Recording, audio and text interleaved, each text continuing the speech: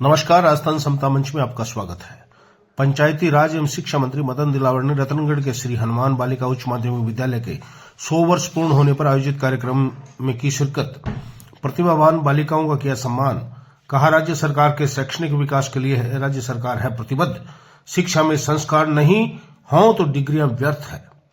शिक्षा मंत्री दिलावर रतनगढ़ के श्री हनुमान बालिका उच्च माध्यमिक विद्यालय के 100 वर्ष पूर्ण होने पर विद्यालय में आयोजित कार्यक्रम में बतौर मुख्य अतिथि बोल रहे थे।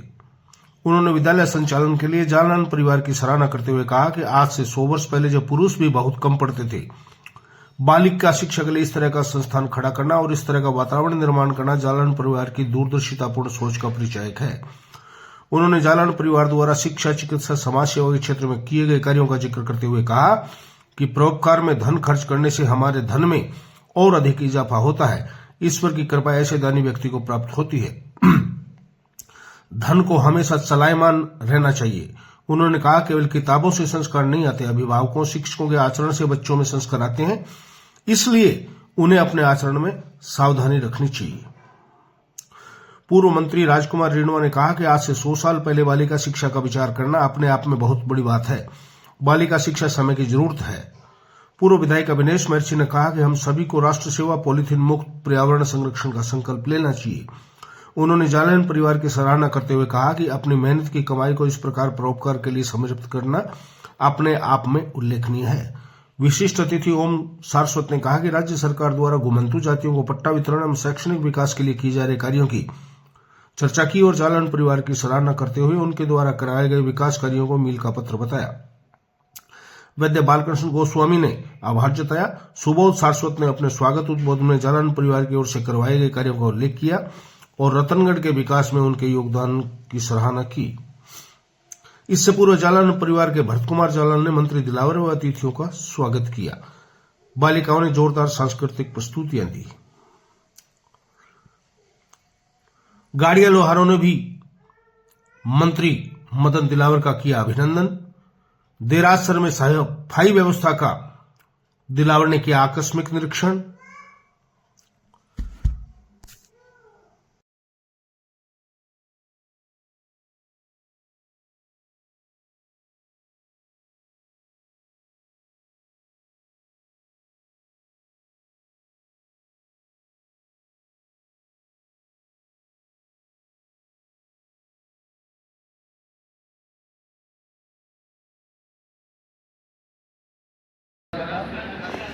देरासर ऐसा करना। हम सब ग्राम पंचायतों में छोटी सी छोटी पंचायत में 10 लाख रुपए साल के सफाई के देते हैं।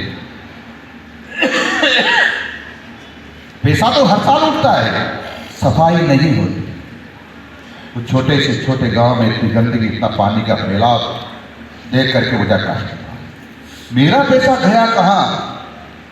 अब मैं पैसे की वसूली चालू करूंगा वापस और उन ऐसे ग्राम विकास अधिकारी, ऐसे बीडीओ, ऐसे आईएन जो भर देते हैं कि इन्होंने पैसा खर्च कर दिया है, काम कर दिया है और उसको बिल्कुल पैसा उठाने की छूट देते हैं, देखते नहीं है। अब उनके भी खिलाफ कार्रवाई होना प्रारंभ होगा। तो मुझे गाली दे रहे हैं।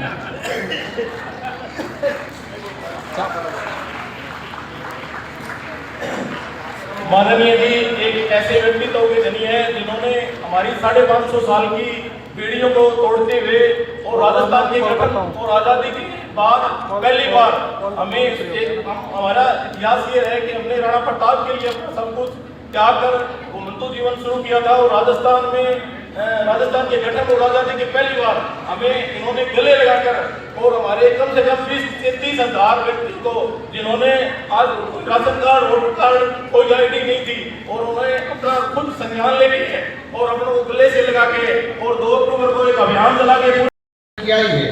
उसके साथ साथ जितने भी लोग घुमंतु परिवार से, घुमंतु जातियों से आते हैं, लगभग 36 जातियां हैं, सब लोगों को हम निःशुल्क पट्टे दे रहे हैं। 20-21 हजार परिवारों को दे दिया। बसंत पंचमी के आसपास लगभग 25 हजारों को देंगे।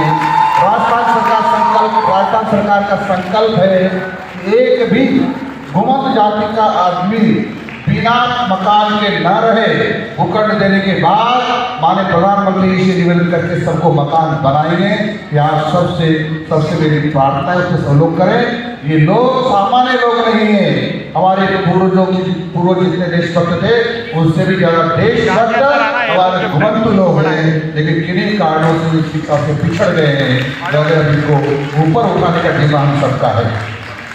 बधाई देना चाहिए श्रीमान राजकुमार जी हिणवा साहब, मेरे मित्र और यहाँ के लोकप्रिय पूर्व विधायक श्रीमान अभिनीत सिंह महर्षि, हमको सही रास्ता दिखाने वाले, हमारा निर्माण कर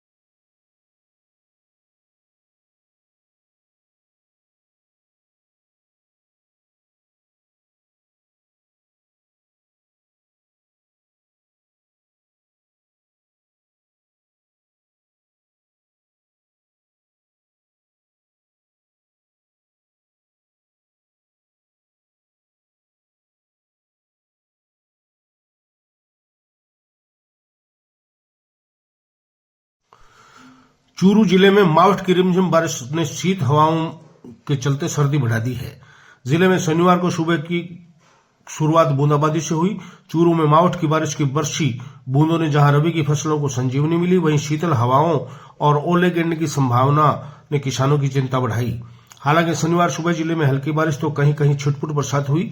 मौसम केंद्र के अनुसार अभी बीकानेर संभाग में कहीं कहीं बूंदाबांदी, हल्की बारिश या कहीं कहीं मध्यम दर्जे की बारिश होने की संभावना है। मौसम विभाग ने चूरू में न्यूनतम तापमान 08.4 डिग्री सेल्सियस दर्ज किया। हवाओं में आर्द्रता 95% रही। सुबह 8 बजे तक 6.6 mm बारिश दर्ज की गई, लेकिन इसके बाद रुक रुक कर बूंदाबांदी होने का दौर जारी है।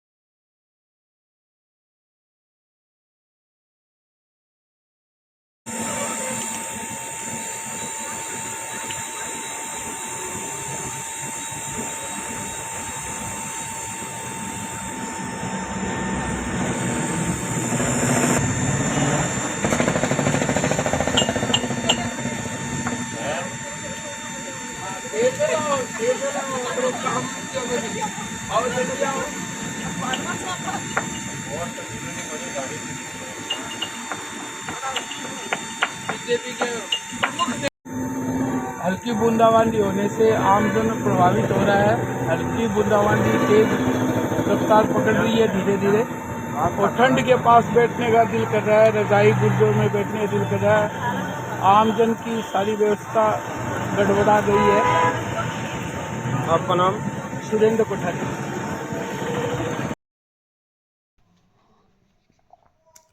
बेटी बचाओ बेटी पढ़ाओ अभियान के तहत मरु उड़ान का राजस्थान कार्यक्रम का आयोजन चूरू ब्लॉक के शिवपुरा ग्राम पंचायत में शनिवार को किया गया। कार्यक्रम में बालिकाओं और महिलाओं को शारीरिक स्वास्थ्य व सरकारी योजनाओं के बारे में जानकारी दी गई। कार्यक्रम में सुपरवाइजर कृष्णा ने महिला सशक्तिकरण के बारे में विस्तार से बताया। महिलाओं और बालिकाओं को स्वास्थ्य संबंधी जानकारी उर्मिला ANM ने दी। कार्यक्रम का संचालन ज्ञान प्रकाश गोदारा ने किया। महिलाओं को प्रश्नोत्तरी के माध्यम से घरेलू हिंसा के बारे में जागरूक किया गया।